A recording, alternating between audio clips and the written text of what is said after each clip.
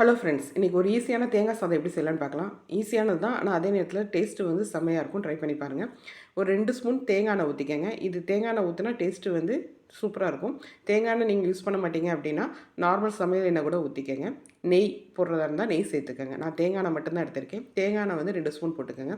எண்ணெய் நல்லா காஞ்சதுக்கப்புறம் 1 ஸ்பூன் கடுகு நல்லா பொரிஞ்சதுக்கப்புறம் 2 ஸ்பூன் உளுந்தம்பருப்பு, 2 ஸ்பூன் கடலைப்பருப்பு, கொஞ்சோண்டு 1/4 ஸ்பூன் ஜீரகம் இதை போட்டுட்டு கருவேப்பிலை போட்டு நல்லா வதக்கிக்கங்க.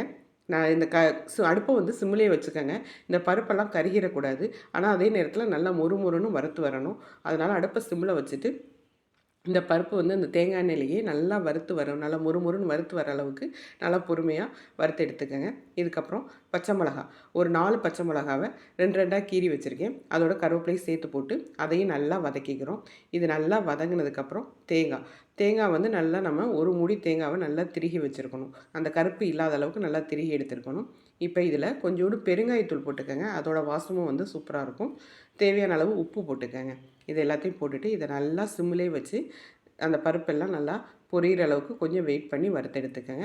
நீங்கள் இதில் வந்து நிலக்கடலை போடுறதா இருந்தால் போட்டுக்கலாம், முந்திரி பருப்பு போடுறதா இருந்தால் போட்டுக்கலாம். இதெல்லாம் வந்து உங்களோட ஆப்ஷனல் தான். ஆனால் கடலைப்பருப்பும் உளுந்தம்பருப்பும் கட்டாயம் போட்டுக்கோங்க. அப்போ தான் சாப்பாடு சாப்பிட்றப்ப நம்மளுக்கு வாயில் இடையில தென்பட்டு சூப்பராக இருக்கும்.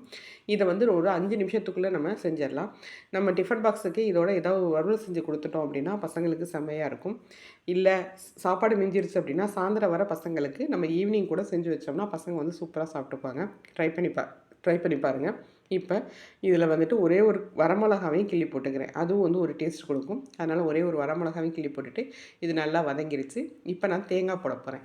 தேங்காய் வந்து ஒரு மூடி தேங்காய் நல்லா திருகி வச்சுருக்கோம். தேங்காயோட அளவு கொஞ்சம் நிறையா இருக்கிற மாதிரி பார்த்துக்கோங்க. அப்போ தான் சாப்பாடு டேஸ்ட்டு வந்து செம்மையாக இருக்கும். நான் ஒரு 1½ கப் ரைஸ் எடுத்திருக்கேன். அதில் தாராளமாக 2 பேர் சாப்பிட்லாம். இப்போ வந்து நல்லா ஒரு தேங்காய் வந்து நல்லா திருவி வச்சதை போட்டுட்டு அதை நல்லா வதக்கி எடுத்துக்கிறேன். இது நல்லா வதங்கினதுக்கப்புறம் சாப்பாடு நல்லா உதிரியாக வடித்து வச்சுருக்கணும். அந்த சாப்பாடையும் போட்டுட்டு உப்பு செக் பண்ணிவிட்டு நல்லா கிளறி எடுத்தீங்க அப்படின்னா நம்மளுடைய தேங்காய் சாதம் ரெடி. ரொம்ப சிம்பிளாக இருக்கும். பிகினர்ஸ் கூட செஞ்சிடலாம். பேச்சுலர்ஸ் கூட இது ரொம்ப யூஸ்ஃபுல்லான ரெசிபியாக இருக்கும். 1 பார்ட் ரெசிபி தான். ரொம்ப ஈஸி தான். சாப்பாடு மட்டும் நம்ம ரெடியாக வச்சுருந்தோம் அப்படின்னா இது ரொம்ப ஈஸியாக செஞ்சிடலாம். ட்ரை பண்ணி பாருங்கள்.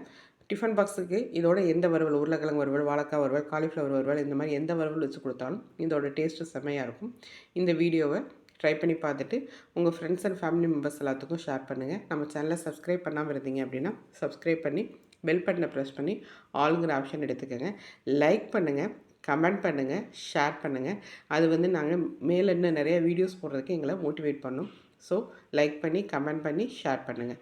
இதே மாதிரி ட்ரை பண்ணி பாருங்கள். உங்களுக்கு பிடிச்சிருக்கும். தேங்க்யூ.